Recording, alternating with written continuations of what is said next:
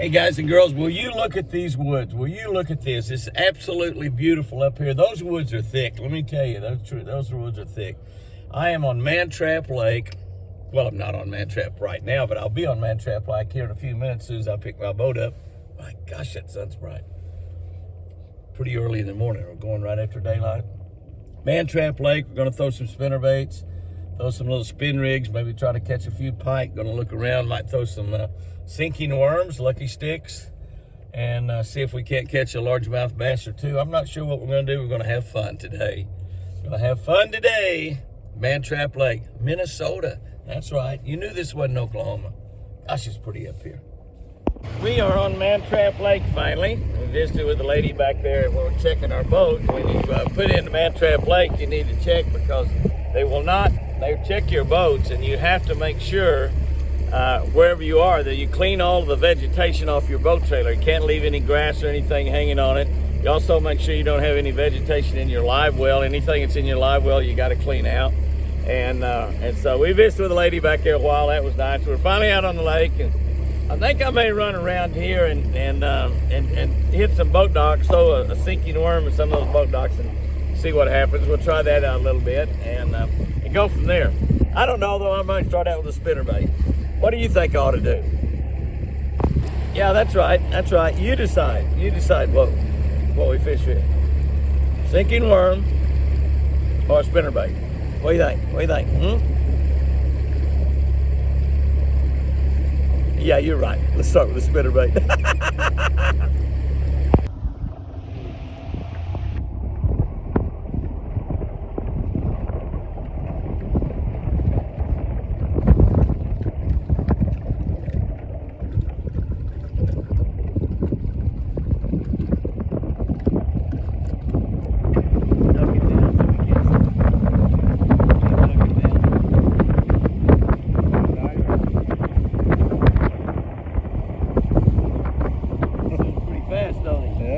Trying to hide from us. Got it. Might not be able to fly. Seems like he might not be able to fly. He seems like he's ducking down, trying to hide, putting his head down on the water. Did you see that? That was pretty cool. You see a lot of them up here, not as many as Canada, but we've got them clear down in Oklahoma now. Oh, he went under. He dove finally. That's what I was trying to get him to do, dive under. He wasn't cooperating. I'm out here looking around trying to find where some of these big muskies live. Big northern live. We might catch a big muskie too, but that's a pretty nice one right there. If they're over 24 inches, you get a bonus, and I think that guy there makes it. Yeah, I have a lot of slime on my pants where the day's over. These pants will make my whole truck smell like fish. Yes, they will. Doesn't necessarily mean they're gonna be in the same spots. Look around, make sure I know exactly where I am. There's these little pads right here. That's kind right here add up. You catch a whole bunch of them like this. But let me tell you what happens is the guys get out here. Look at he's trying to take my whole skirt. The guys get off out here and they fish with little spin rigs, and we might do that a little bit just to show you how they do it. They fish with little spin rigs, and these little spin rigs have got, my hands are so cut up. I had some bunch of warts burned off of my hands. Seeing people say, how'd you get warts? Well, warts are actually a virus, but I think I got mine by fishing with frogs too much. I've been fishing with those rubber frogs. Shouldn't do that. What we're gonna do now, we caught a few pike, 2 or 3 pike, and then 3 or 4 others that I probably could have caught it. I made another cast at them. They boiled up on my spinner bait, and I left them because we got that event coming up here in a couple of days, and I don't want to go ahead and catch a big pike because they score pretty good. I'm gonna put a little Lucky Strike jig on. Got a pretty small eye on that hook, so in order to tie a Jimmy Houston hook, I had to run it through their Jimmy Houston knot. I run that line through there and then turn around and run it back through there again. I'll come and get myself a pretty good little piece of line right here. Lay it across the index finger in my left hand, then simply wrap it 4 times. The little loop you created there, go through that loop.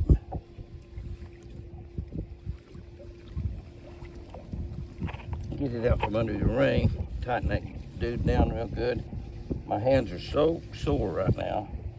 That's amazing. Cut that tag off. Can't hardly tighten the knot down. Cut that loop and that tag off in one fell swoop right there. Cut that too. Got a good Jimmy Houston knot on there. I got a little Lucky Craw, and I'm gonna put on the back of it. I'm gonna put the full Lucky Craw in there to begin with. I'm gonna turn it up this way so it'll be facing up. Doesn't really matter if he's facing upside down or not. I don't think they can really tell the difference. Wouldn't hurt if you want to put a little glue on that right there. Glue that up there. It's gonna tear up after a few fish. We hope to go through a whole package of them. That's what we're hoping. Okay, I see the deal now. We're in a little bit deeper docks now. We got down here where the docks are a lot deeper, a lot better. This is a lot better right here. This is a lot easier fishing. Now, Dean Capra is Tony's brother, and he won this tournament last year, and he won it on these docks. Now, he's got a guy, a 3M guy, that every year he says, I want to fish with Dean. And I understand, I've been told, I don't know if it's true or not, but I've been told that he doesn't hardly fish. He just kind of watches Dean fish and visits and has a great time out here on the water. But Jimmy, get it under that dock. There you go. And he's skipping, probably with a spinning reel, skipping baits up underneath those docks. And all the fish count. Here's the deal. You know, you see all these 8 and 10 inch bass I'm catching, and there's big bass under there too. But you know, these 8 and 10 inch bass. And Tony is catching those 8 and 10 inch bass, and they all count. And every dock he's catching probably 2 or 3 or 4 off the dock, or out from underneath the dock. And they add up, and then he gets one that's, I mean, you know, you catch 2 8-inch bass, it's like catching 1 16-inch bass, which is harder to catch. How are you doing? Awesome. I got a celebrity fishing my dock. It's a pretty dock, I guarantee you. Thank you. Good looking dock. You got a great location, beautiful house there. Thank you. Is this the 3M tournament? This will be the 3M, yeah. It's not till Wednesday and Thursday. We're just out here today trying to do a little television show. Pre-fishing the pre-fish. Yeah, yeah. Dean Capra, I was just telling on camera there, Dean Capra won this thing last year. He gets a guy, a 3M guy that he fishes with. He always requests, he's a big customer, you know, and he always requests that he wants to fish with Dean. And Dean goes and fishes these docks, and that guy, you know, you have to really, it's tough to get your bait down underneath that dock and stuff. And so Dean fishes these docks, and he catches them out under these docks. I'm sure he's skipping under there with a spinning rod, probably, because most of them that I've caught are like back underneath it. I've been just flipping under them, you know, flipping them back in there like that. I've caught the same smallmouth bass under this dock about 10 times. Not very smart, is he? He likes those fake worms. Yeah, I think a couple years ago, whoever the 3M driver was, NASCAR driver, and Gibbs were fishing. Greg Biffle. Greg Biffle. Yeah, I fished with Greg here one year. And is Gibbs the team owner? Yeah, he's the team owner. Yeah, yeah. Yeah, it's This is awesome. but he fishes, and you know, I just explaining on camera there, you know, it's an inch tournament, and a bass is worth like 250 points an inch or something. And so, yeah, 10-inch fish would be 2,500 points. Right. Well, you catch 4 or 5 of them little bitty ones, and they add up pretty good. You know, I mean, you catch 4 or 5 of those little bitty ones that are 10 inches long. That's like catching a 40-inch bass. That's 10,000 points. So they add up pretty good. Do you like that format? Oh, it's fun. You know, Yeah. it's not really a tournament fishing. It's fun. And we used to do a big pastor's day there at home on Lake 10 Killer. I'm from Oklahoma. And we used to do a big pastor's day. And it was an inch tournament. And everything counted. Everything counted. And so we'd get around bridge pilings and throw little jigging worms and catch a bunch of little fish around the bridge piling. And same deal, you know. one year, one of the preachers and his guide was up in the river, and they got into them schooling, and they were just catching them every cast. And they were little bass, about 10 or 12 inches long, but they were catching them every cast. And this preacher said, he said, they're not going to believe us. We got such a big score. They're not going to believe us. And my buddy who was taking him fishing, he said, my gosh, you're a preacher. Surely you're not won't lie to the other preachers. He said, well, does fishermen lie to other fishermen? He said, well, yeah, they do. He said, preachers lie to other preachers. That's a great.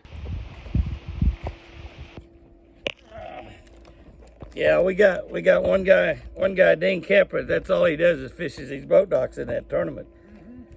And they say his partner don't even fish very much. He just watches him fish, you know.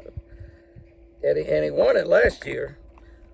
So I thought I'd come over here and shoot a little television show and catch his bass. So when he comes in here during the tournament, they'll already have been caught and he can't catch them. You know, for years we always saw several muskies through the summer and a lot of bass. Yeah. And this year I've never.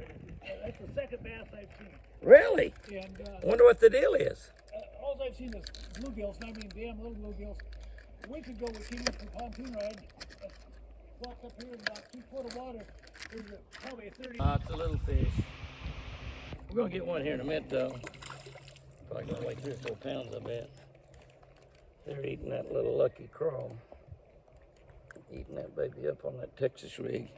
Just little old Minnesota bass, but there's a lot of big Minnesota bass too. You catch a 5-pounder every now and then here. And there's some smallmouth in here. I fished this lake before, and I've caught some smallmouth that weigh 5 pounds. So there's some 5-pound smallmouth in here. There's a good cast right there. Oh, missed him. Now, some of those are bluegill that's hitting up there. So,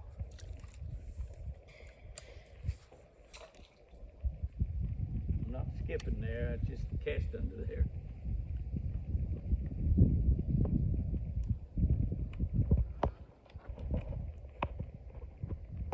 And I hit about 3 boat docks, never got a bite. I don't know if it was color or what, but I never got a single bite, not a one. But a pretty little fish right there. Yeah, let's see here. I'm gonna try.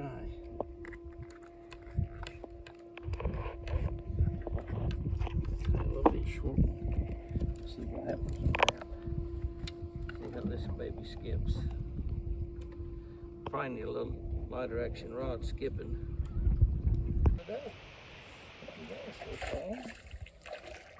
A little bit short one. Oh, a little bit short one. Yeah. That's better. That's a pretty little fish right there. You're stuck too, aren't you? Yeah. Right, I'll just cut those things in 2 and use half. Make one of them be one for both of them. That's a nice fish right there. That's a good chunk. Look how fat he is. I'm telling you what. Healthy, healthy, healthy fish. I'm gonna throw in there a minute ago, and one of them is gonna be a smallmouth. Mark my words. One of them's gonna be a small. Ah, Jimmy. Bad as my hands is. A hook stuck in them. I saw my worm fly off up here somewhere. I don't know where it went. Come off up here somewhere. You just keep throwing under there. Oh, that's not it. Oh, there it is right there. That's all the worm I'm using right there. Little bitty short one. I'm gonna turn around and use the other end of it. Before I use that end, I'm gonna turn around and use the other end of it and hook it again. Try to catch another one on it. They don't know whether it's frontwards or backwards. I don't know whether it's frontwards or backwards. And that's something now. I've fished in here, I power pole down. I use those power poles so much, it's unbelievable. I don't know how we've got a little bitty, short, sinking worm.